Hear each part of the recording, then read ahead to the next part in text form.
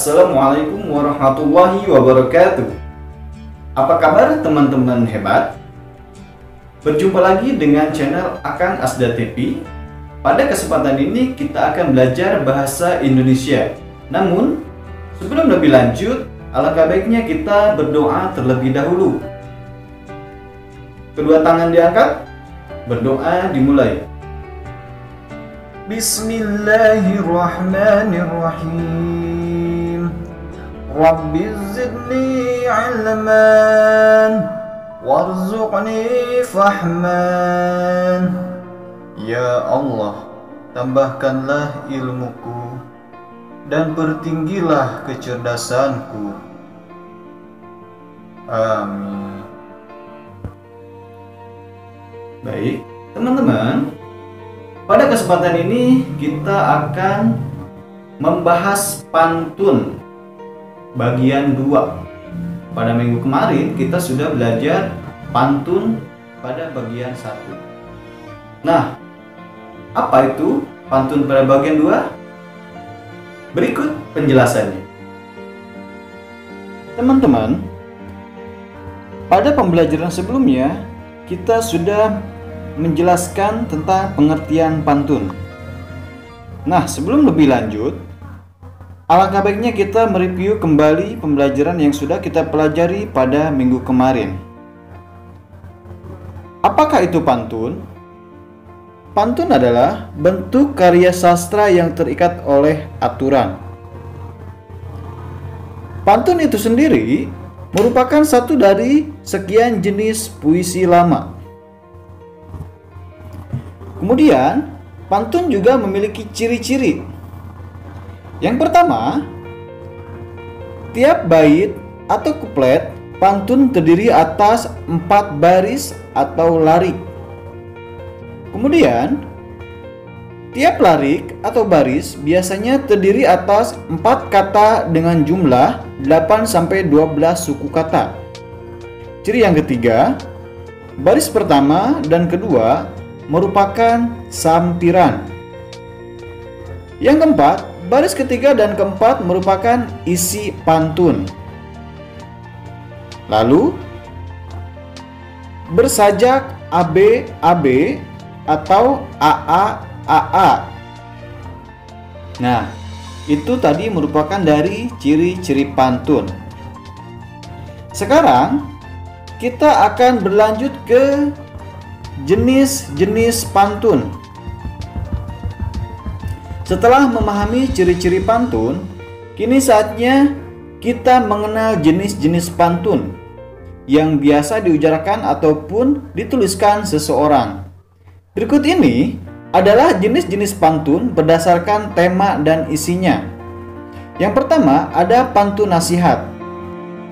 Yang kedua ada pantun jenaka. Kemudian, yang ketiga ada pantun agama. Yang keempat, pantun teka-teki. Yang kelima, pantun berkasih-kasihan. Dan yang terakhir, pantun anak.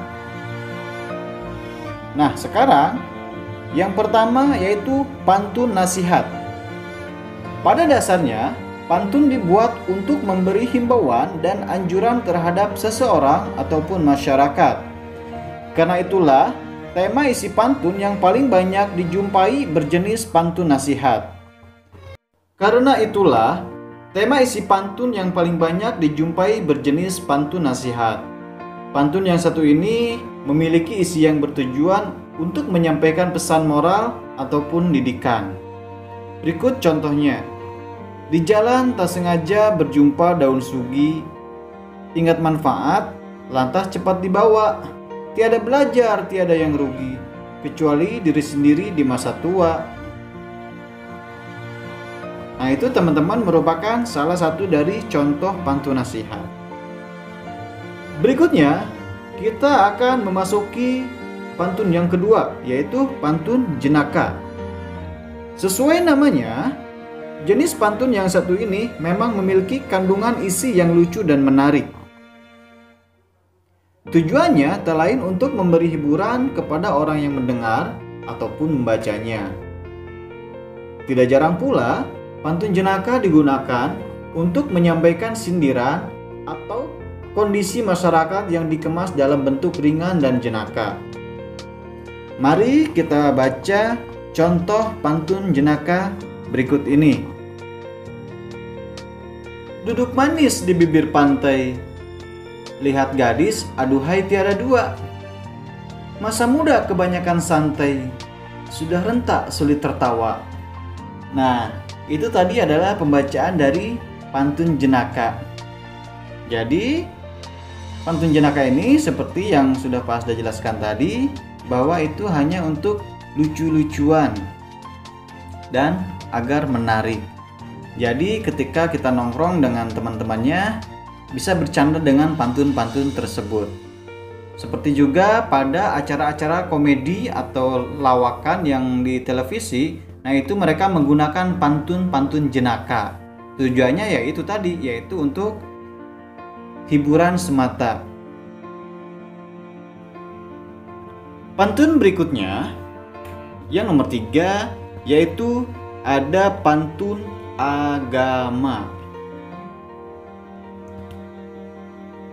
Jenis pantun yang satu ini memiliki kandungan isi yang membahas mengenai manusia dengan penciptanya atau dengan Tuhannya. Tujuannya serupa dengan pantun nasihat, yaitu memberikan pesan moral dan didikan kepada pendengar dan pembacanya. Akan tetapi, tema di pantun agama lebih spesifik karena memegang nilai-nilai dan prinsip agama tertentu. Contoh, mari kita baca pantun di bawah ini. Kalau sudah duduk berdamai, jangan lagi diajak perang. Kalau sunnah sudah dipakai, jangan lagi dibuang-buang. Nah, teman-teman, kalau kita melihat dari isi pantun tersebut, yaitu ada kalau sunnah sudah dipakai, jangan lagi dibuang-buang. Tentu saja ini merupakan pesan moral dari agama Islam. Kenapa? Karena ada kata sunnah. Jadi sunnah tersebut menunjukkan dari agama Islam. Mudah bukan? Nah, berikutnya kita akan memasuki pantun teka-teki. Jenis pantun ini selalu memiliki ciri khas khusus di bagian isinya, yakni diakhiri dengan pertanyaan pada larik terakhir.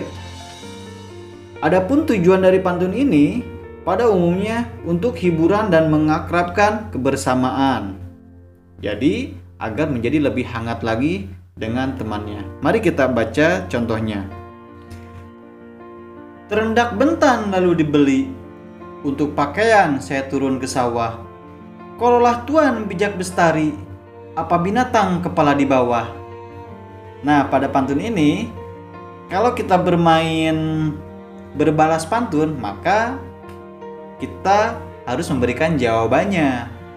Nah, begitu teman-teman. Jadi tentunya ini sangat menarik ketika kita berbalas pantun. Nah, berikutnya yaitu ada pantun berkasih-kasihan. Sama dengan namanya, isi dari jenis pantun yang satu ini erat kaitannya dengan cinta dan kasih sayang. Pada umumnya, pantun berkasih-kasihan tenar di kalangan muda-mudi Melayu untuk menyampaikan perasaan mereka kepada kekasih maupun orang yang disukainya. Pantun ini biasanya akan mereka tulis pada surat-surat untuk pasangannya masing-masing. Nah, sekarang mari kita baca contoh dari pantun berkasih-kasihan. Jelas sudah muram si duda, karena kasihnya tiada lagi asa. Tiada detik bias wajah dinda, hingga lapar tak lagi terasa. Nah, itu adalah salah satu dari contoh pantun berkasih-kasihan. Tetapi zaman sekarang sudah jarang yang menggunakan pantun seperti ini. Nah, sekarang pantun anak. Tidak hanya untuk orang dewasa, ternyata pantun juga bisa disampaikan untuk anak-anak. Tentu saja isinya lebih ringan dan menyangkut hal-hal yang dianggap menyenangkan oleh si kecil. Tujuan awal dan jenis pantun yang satu ini adalah untuk mengakrabkan si anak dengan pantun, sekaligus memberikan didikan moral bagi mereka. Nah, berikut ini adalah contoh dari pantun anak. Mari kita baca bersama-sama. Kita menari keluar bilik, sembarang tarik kita tarikan. Kita bernyanyi bersama adik, sembarang lagi kita nyanyikan. Nah, dalam pembuatan pantun ini tentunya jangan mencari kata-kata yang sulit ya. Harus mencari kata yang lebih mudah dan mudah dipahami oleh kalian itu sendiri. Nah, itu tadi contoh dari pantun anak. Nah, sampai di sini selesai dan tentunya sangat mudah bukan dalam pembelajaran pantun kali ini. Nah, teman-teman, itu tadi pemaparan tentang jenis-jenis pantun pada pertemuan kali ini.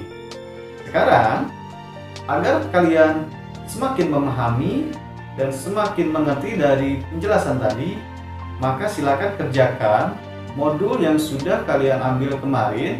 Kemudian, jika sudah selesai, silakan diperlihatkan kepada ayah maupun bundanya untuk diberikan penilaian tentang hasil pekerjaannya. Demikian, semoga penjelasan kali ini dan pertemuan kali ini akan memberikan manfaat buat kita semuanya dan keberkahan buat kita semua. Sebelum kita tutup, mari kita baca hamdalah bersama-sama. Alhamdulillahirabbil alamin. Kemudian istighfar 3 kali. Astaghfirullahaladzim, astaghfirullahaladzim, astaghfirullahaladzim. Kemudian kita sempurnakan dengan doa kafaratul majelis. Subhanakallahumma wa bihamdika asyhadu an la ilaha illa anta astaghfiruka wa atubu ilaik. Wassalamualaikum warahmatullahi wabarakatuh. Sampai berjumpa di pertemuan berikutnya. Bye bye. Teman-teman, subscribe ya.